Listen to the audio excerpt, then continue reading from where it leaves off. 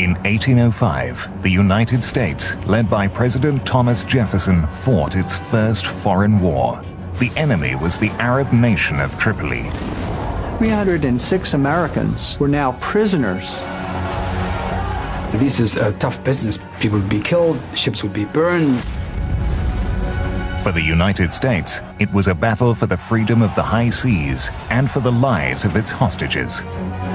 This is a small investment with the chance of a big payoff. For Tripoli, the conflict was about an upstart nation's blatant violation of her ancient customs of trade and commerce. The only way to deal with these people is by force. The eyes of the world were on North Africa, observing with anxiety this violent clash of cultures between America and the Barbary states, culminating in the Battle of Tripoli.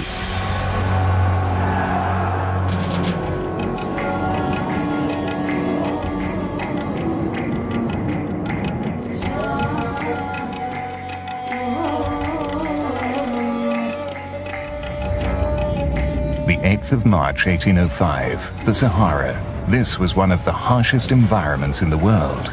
In this arid, burning desert landscape, an army of 8 US Marines and 400 Arab and European mercenaries set out on a 520-mile trek across western Egypt.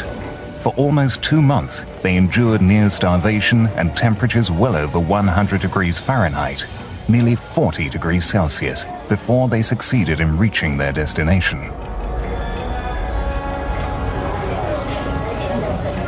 Their objective was to attack and seize Derna, the second largest city in the country of Tripoli.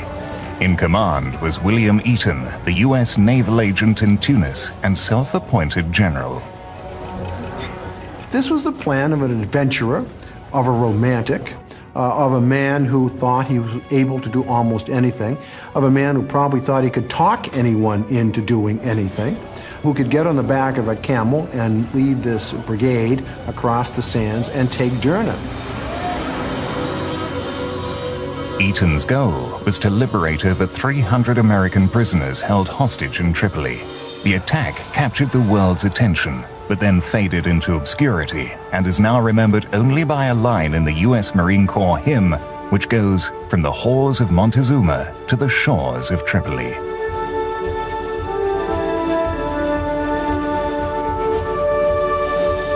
It's a wonderful, wonderful story. Here is the young American Republic standing up for its rights. The Navy goes, the Marines land, we march across North Africa.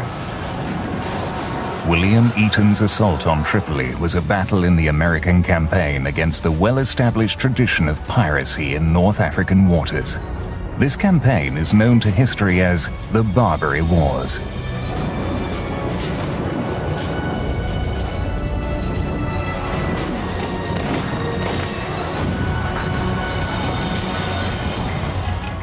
By the late 15th century, the North African Barbary states of Morocco, Algiers, Tunis, and Tripoli, which is now Libya, sent corsairs, pirates sanctioned by these governments, to attack foreign ships crossing the Mediterranean laden with expensive cargo.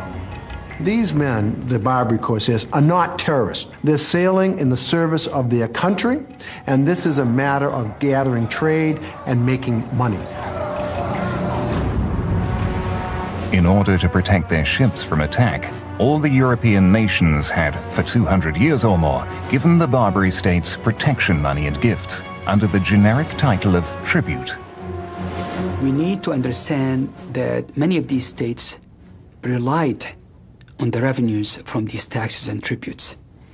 It's the city population, the officials, the army relied on these tributes and presents and fees to survive. In the late 1700s, merchant ships from the newly independent United States ventured into the Mediterranean to trade with Spain, France, and Italy. But now we were no longer British. It wasn't the Union Jack over the stern, it was the Stars and Stripes. And so they seized American vessels, expecting tribute. And so American merchants were bedeviled by these Barbary corsairs. The United States was puzzled by this. They were saying, well, they're asking us to pay tribute just for sailing the Mediterranean. It's like we did something wrong. So the Americans were completely baffled. They didn't understand why they would have to pay for sailing the Mediterranean. In 1796, US diplomats finally concluded a treaty with Algiers, the most aggressive and powerful of the Barbary states. I think Tunis and Tripoli looked to the example set by Algiers, which had exacted a huge amount of money from the United States and a promise for yearly payments for more money, and said, why not us? Yusuf Karamanli was the ruler of Tripoli, known as the Bashar or Pasha. He had come to power by deposing his brother Hamid and forcing him into exile. Yusuf Karamanli was a very, very interesting character. He was intelligent, ambitious, and brutal. And what Yusuf wants from the Americans is exactly what he wants from the British or the Portuguese or the Spanish or anyone else who's sailing through the Mediterranean. He wanted treaties, he wanted raising the usual annual fees, more presents, he wants revenues. So money, show me the money. But brash young America was not prepared to be bullied by what it considered bribery and unfair taxation. The Americans were fortified by the ideology of a brand new nation and the principles of the American Revolution. So these two cultures collided, one in decline, one just being born. After years of fruitless negotiation, President Thomas Jefferson finally decided to take action. On the 2nd of June 1801, he dispatched a fleet of 4 warships under Commodore Richard Dale to attack Tripoli. I think Jefferson had great disdain for the Barbary states. The idea of organized kidnapping, which is what their policy was, Jefferson found intolerable. A few days before the American fleet arrived in the Mediterranean, Yusuf ordered his soldiers to chop down the American flagpole. Yusuf declared war on the United States because of what he saw disrespect from the side of the United States in the fact that he was not treated as Algiers. For 2 years, the American ships blockaded and bombarded the harbor at Tripoli with unimpressive results.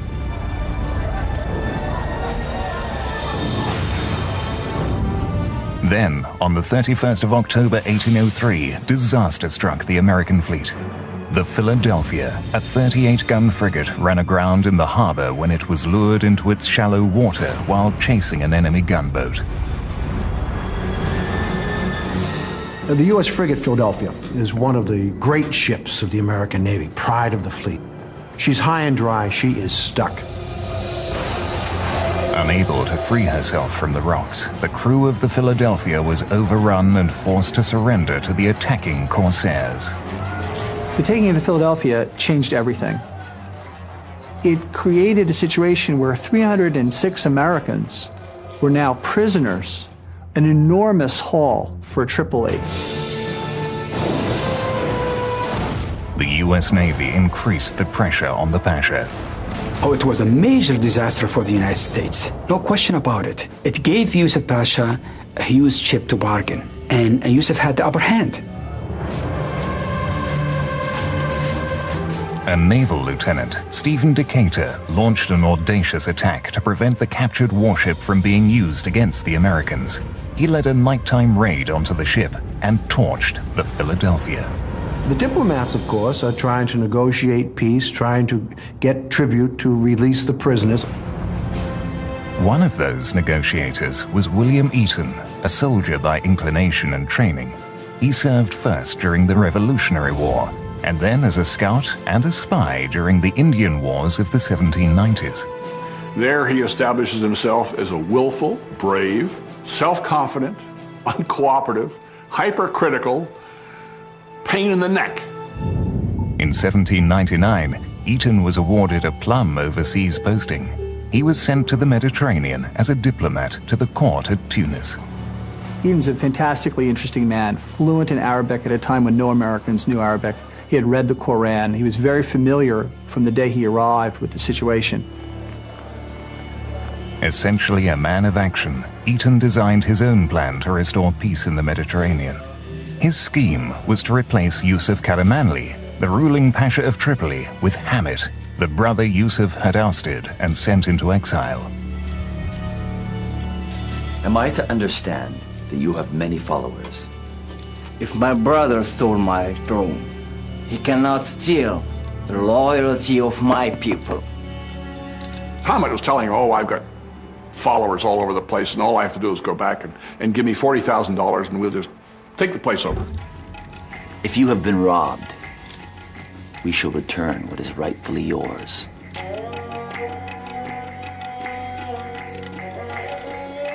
In June 1804, Eaton persuaded a reluctant Thomas Jefferson to provide him with 1,000 muskets and $20,000 to help Hamid form an army in Egypt, where he was languishing in exile. By the end of the summer, Eaton's plot was in full swing. It was to be the first attempted overthrow of a sovereign nation by the fledgling United States of America.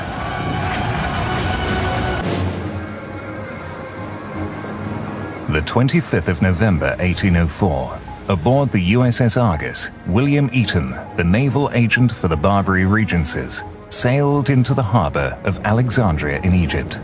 His mission, approved by President Thomas Jefferson, was to help Hamid Karamanli, the deposed Pasha of Tripoli, regain the throne from his brother Yusuf. Eaton's plan was ambitious. He and Hamid intended to assemble an army.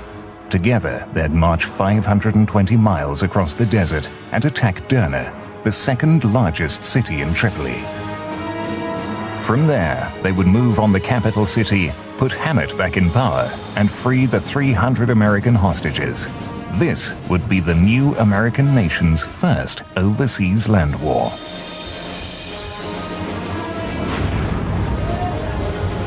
Eaton probably saw himself as the liberator. He would go crashing through the gates of the fortress into the cells and free the Americans. It was a wonderful, romantic notion. Once Eaton and Hamid joined forces near Alexandria, they began to build their army. Eaton hired mercenaries, Christians and Arabs, anyone willing to fight for Hamid's cause.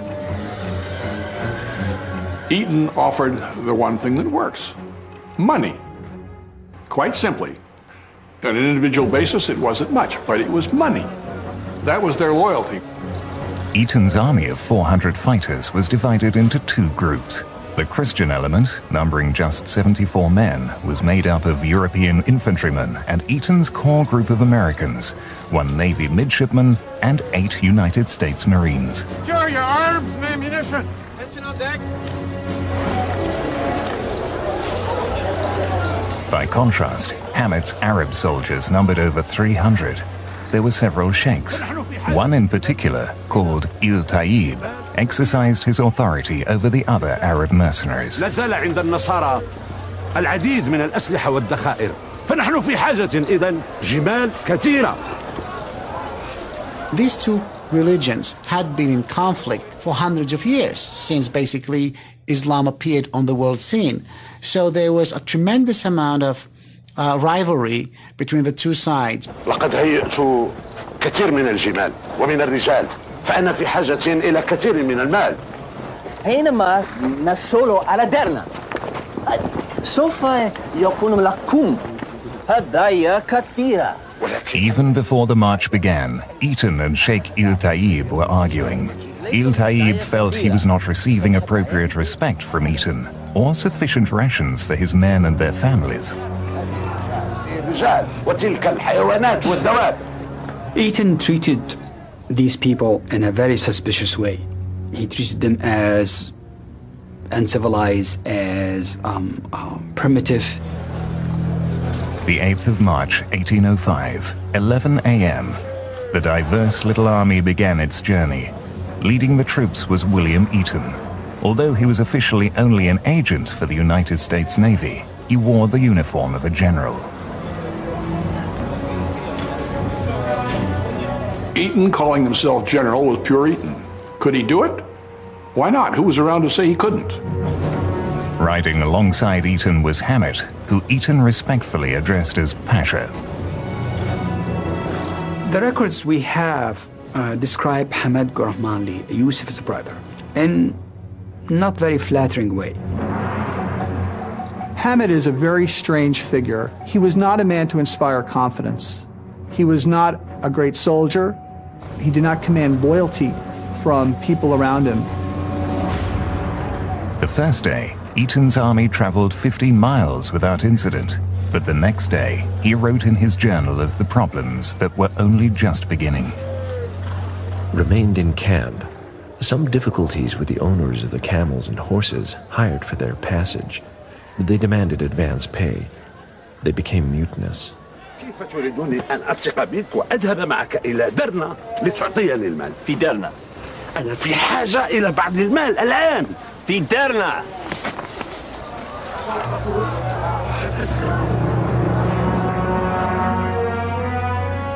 But when the army was on the move, Eaton was in his element. He took to the desert like Lawrence of Arabia, dressing in Arab robes like a sheikh, and embracing local customs with gusto. Have your men, the Christian soldiers, double the guard on the food stores and weapons. In charge of the detachment of 8 United States Marines was a 29-year-old lieutenant called Neville Presley O'Bannon. A strict disciplinarian, O'Bannon commanded his men with steely authority. Lieutenant O'Bannon seems to have felt that Eaton hung the moon. He was absolutely dedicated to him and felt that Eaton always knew what the right thing to do was at the right time.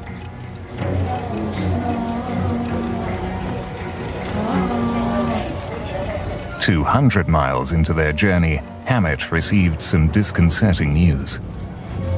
Pasha Hammett, what does it say? Word of Eaton's plan had reached Hammett's brother Yusuf, the Pasha of Tripoli. It's my brother. He has sent an army. Over 800 soldiers from Tripoli were speeding towards Derna to defend the city. Let's go. The threat of Yusuf's army only added to Eaton's mounting problems. He had run out of money, food supplies were low, and water increasingly scarce. Finally, on the 8th of April, all hell broke out. كيف بك يا الجنرال تطلب من رجالي أكثر من جهدهم وباخرتكم تنتظرنا في بومبا بالمؤونة؟ أتوريتا أن تموت جوعا. حسنا. With only 6 days' rations of rice left, Eaton cut off the food supply to the starving Arabs. Discovering, however, an intention in the Arabs to seize our provisions, I beat to arms. Fix bayonets!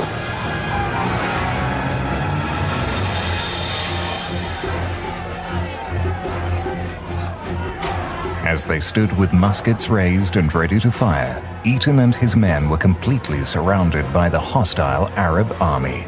A body of about 200 advanced in full charge upon our people, who stood their ground motionless.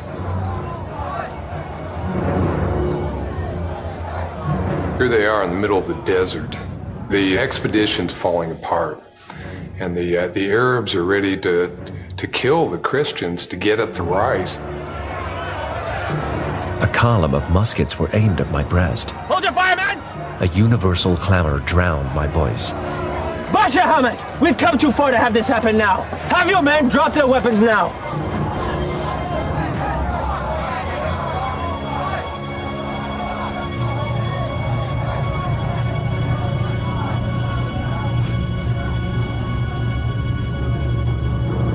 نزلوا السلاح.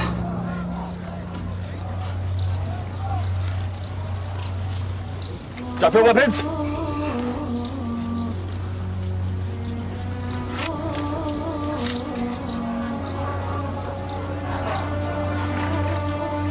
If just one man had pulled the trigger a little too hard or something, it would have been a slaughter on both sides. Eaton persuaded the Arab mercenaries to continue their journey to the coastal town of Bomba, where a US naval ship would meet them and give them fresh supplies and money for the attack on Derna. They still had over 100 miles to cover. The last of the provisions were issued. Eaton's journal vividly describes the gravity of their situation.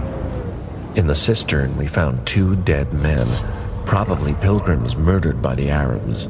We were obliged, nevertheless, to use the water. Finally, on the 15th of April, Eaton, Hammett, and their mercenary force, which had grown to number almost 700 men, reached Bomba, but the bay was empty. They saw no ships, no supplies, nothing there for them. It must have been very shocking and very, very horrifying to Eaton and his crowd, because they were hungry, they were exhausted.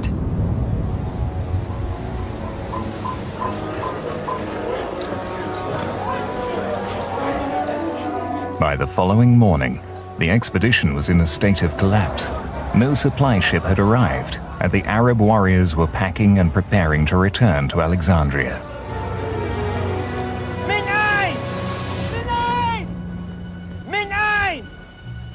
لقد وصلوا من أين؟ من أين؟ A watchman had spied the U.S. naval ship USS Argus.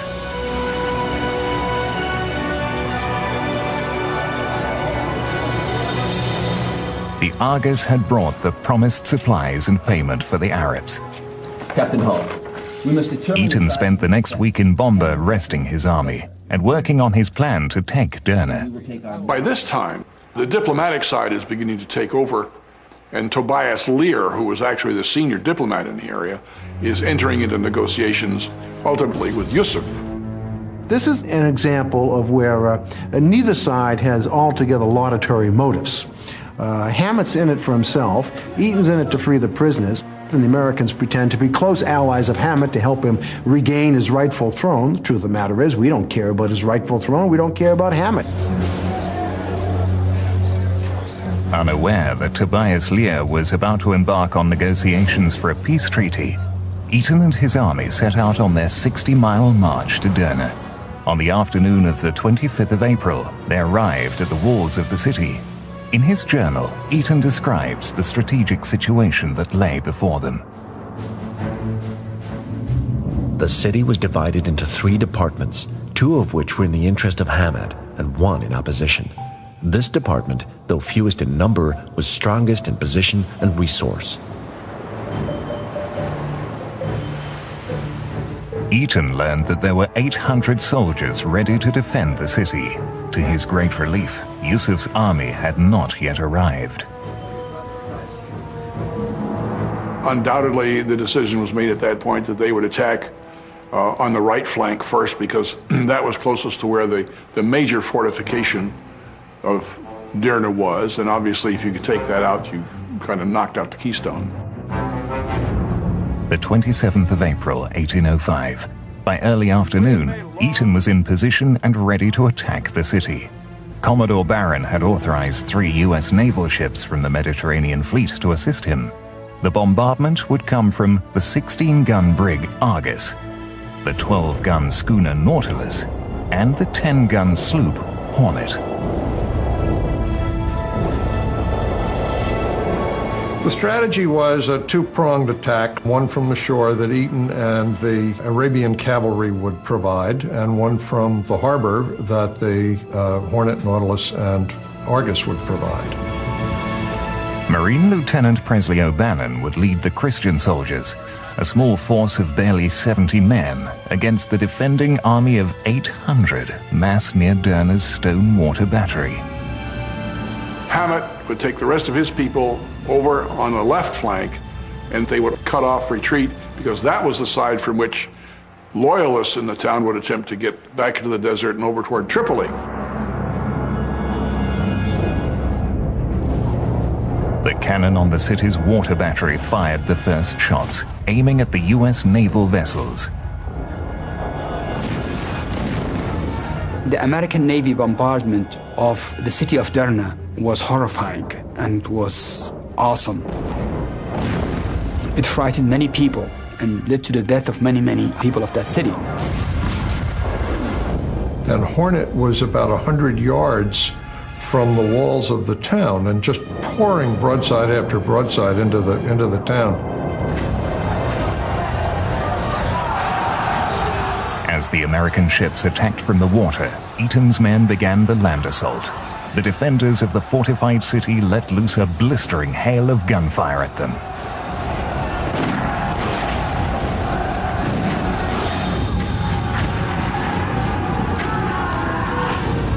In the southwest of the town, Hammett and his cavalry charged towards the governor's palace.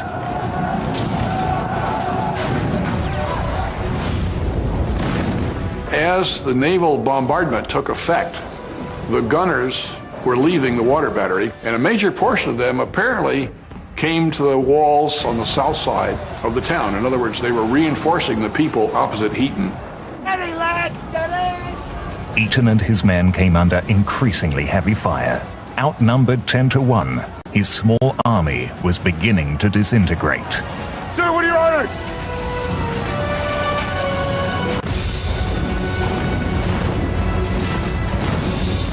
The 27th of April, 1805, Tripoli, North Africa. William Eaton, his small force of 8 Marines, and his Arab mercenary army were fighting for control of Derna.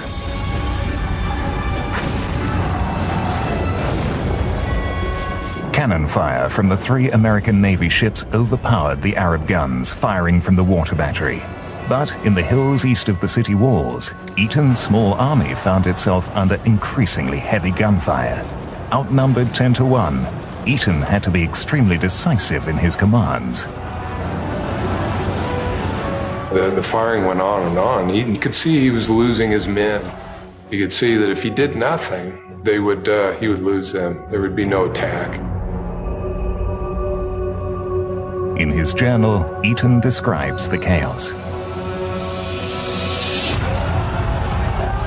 Our troops were thrown into confusion, and undisciplined as they were, it was impossible to reduce them to order. I perceived a charge, our last and only resort.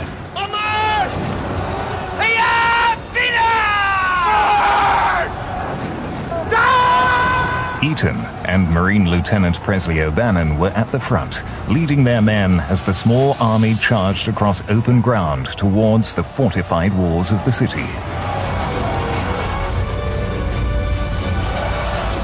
A charge cannot be done without casualties. 1 Marine was killed outright, a second one was mortally wounded, and 2 others were wounded. But, and up to 9 of the Christians we know of were also hit.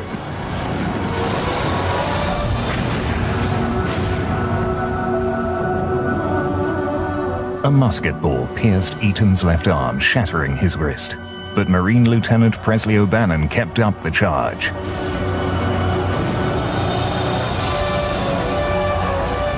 His group of mercenaries and American Marines were able to storm right through the town after this initial repulse and just took everything before them.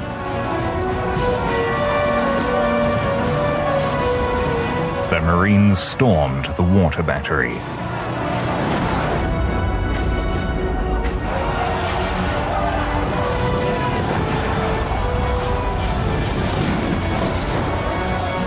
With support from the American ships, Eaton and the Marines captured the most heavily fortified section of the city.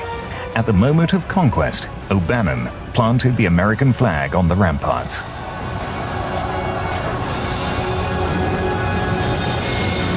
I don't think that raising the American flag over Derna was a very wise decision by Eaton that time, especially if you are bringing a prince from the Cormanli family and you want to support a legitimate heir to the throne. Hammett and his several hundred Arab cavalry charged into the southwestern part of the town. Encountering almost no opposition, they seized the governor's palace.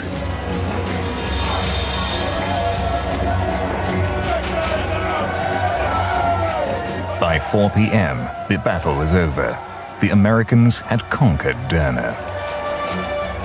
Battle of Derna was the first time that the United States had launched a coordinated land-sea attack with naval vessels providing covering fire for land forces moving in from another direction. I don't think this had ever happened in U.S. history.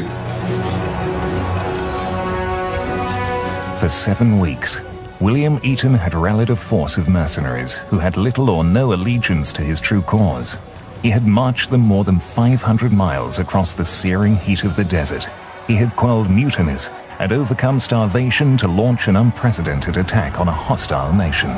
And in just over 2 hours, outnumbered 10 to 1, William Eaton had won his first battle against Tripoli.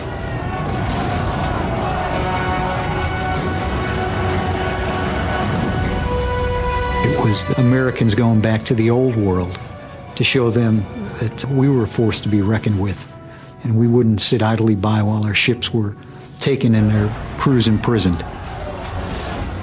We will call this place Fort Enterprise. Our first conquest in our war on Tripoli. My brother will be most alarmed when he learns we have... Though Eaton had taken control of Derna, the loyal subjects he had expected to flock to Hamet's cause were pathetically few. Hamet never assumed real control, and everyone knew it, because what Eaton had were guns and money. He controlled the ultimate power in Derna.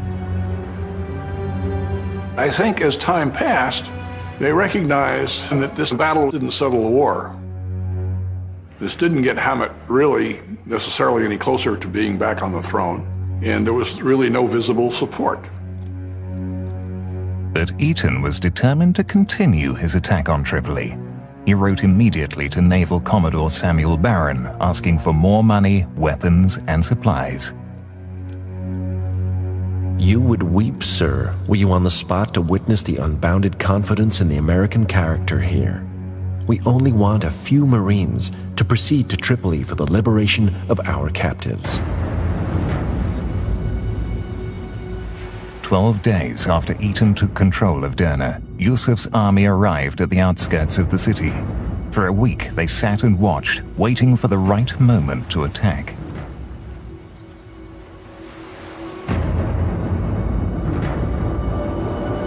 Then, on the 14th of May, Yusuf's men hurled themselves into action.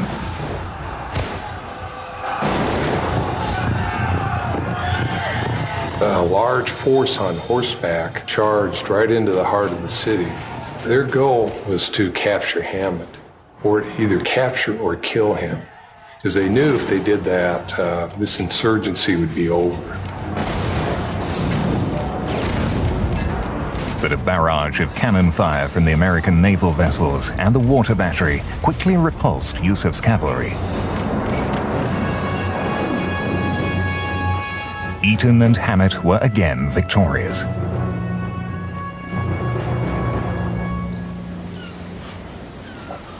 The 1st of June 1805, Eaton had held power in Derna for 1 month when a letter arrived from Commodore Barron.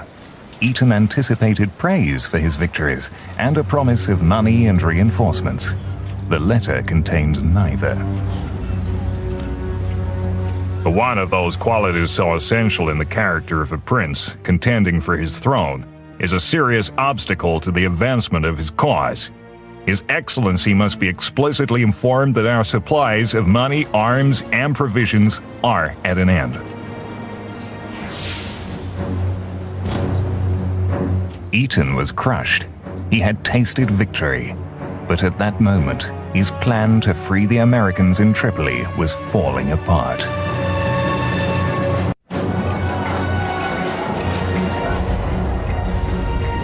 May 1805.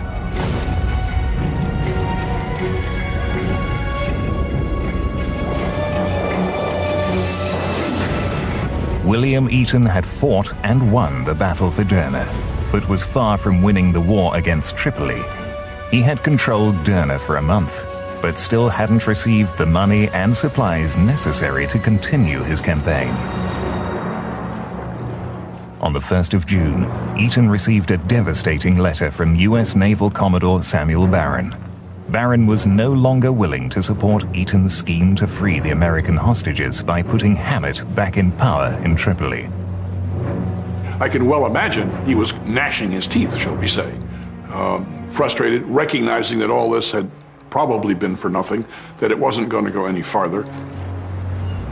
Eaton kept the news a secret, even from his closest colleagues. If he told Hamet, he feared everything between them would collapse. Then, on the 11th of June, at 6 in the evening, the warship Constellation sailed along the coast of North Africa and into Derna Harbor.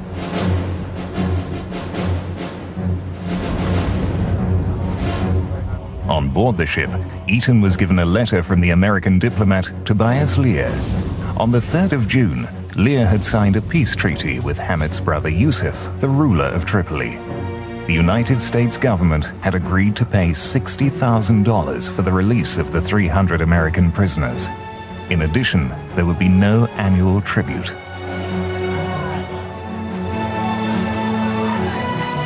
And that's when we simply abandoned Hamet.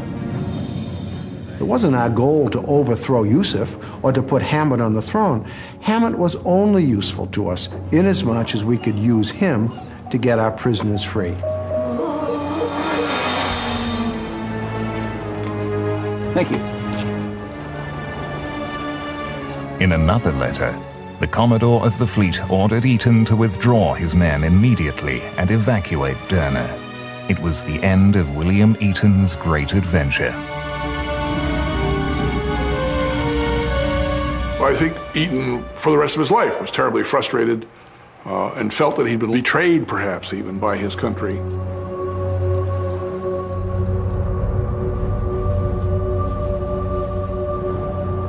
The next morning, Eaton sent for Hamet and Marine Lieutenant Presley O'Bannon.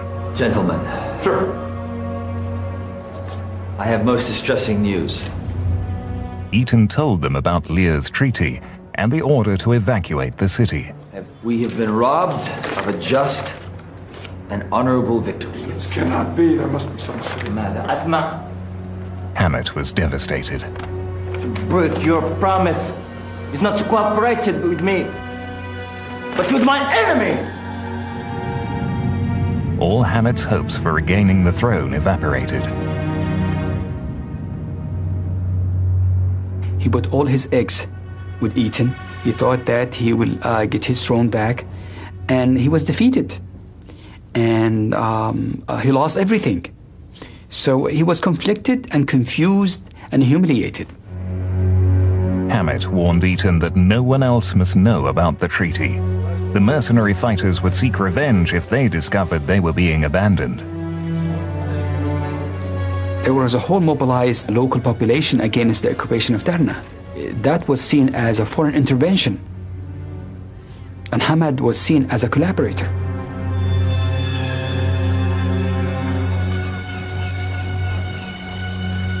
At 10 p.m., Eaton and O'Bannon began to order the Christian soldiers and also Hamet and his entourage to the quayside. And then they began to evacuate first the cannoneers, then Hamet and his retinue, and then the Marines. Eaton watched sadly as his men climbed into the landing craft and rowed out to the USS Constellation.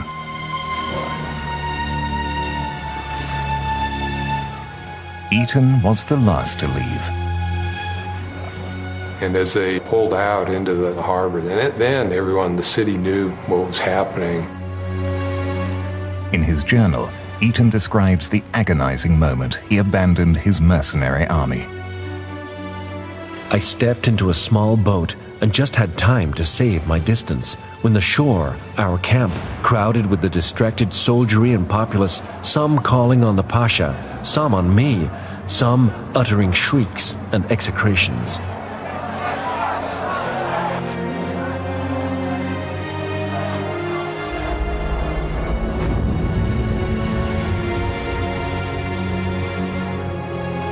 Eaton was deeply disappointed and frustrated by Lear's peace treaty. Victory had been snatched from his fingertips. Hamet Karamanli never regained his throne from his brother Yusuf. Years later, he was again exiled to Egypt. Eaton never heard from Hamet again.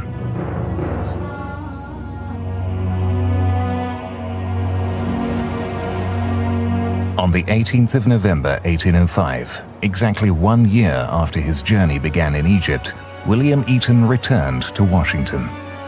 He was instantly lionized as a great hero. And the idea that he would, dressed in Arab robes, using a scimitar, would lead a march of 540 miles, captured the public's imagination, and made him a great hero. But Eaton became obsessed by the idea that the national honor had been stained by the agreement to pay for peace. He started drinking heavily in Washington pubs, boasting extravagantly about his exploits and heaping vitriolic criticism on the Jefferson administration. Jefferson had lost his nerve. All our prisoners would have been free for not even a penny. He would not accept that it was over. And Eaton went downhill emotionally, psychologically. I think we'd have to say, really, if we really knew the truth, he drank himself to death. On the 1st of June 1811, 47-year-old William Eaton died in obscurity, never having achieved the honor he so desperately craved. A hero, a complex man, but not someone who's well remembered. Eaton seems to have been lost somehow in history. I think Eaton comes across as an early pioneer of colonization. Somebody who wants to pursue American entrance and influence, regardless of the local point of view. After the United States Treaty with Tripoli was signed in 1805, the Barbary corsairs continued periodically to intercept American merchant ships in the southern Mediterranean. It would require another round of U.S. naval assaults against Algiers following the War of 1812 to finally end the system of tribute in the waters off the Barbary coast. William Eaton was a man obsessed with his own vision of conquest.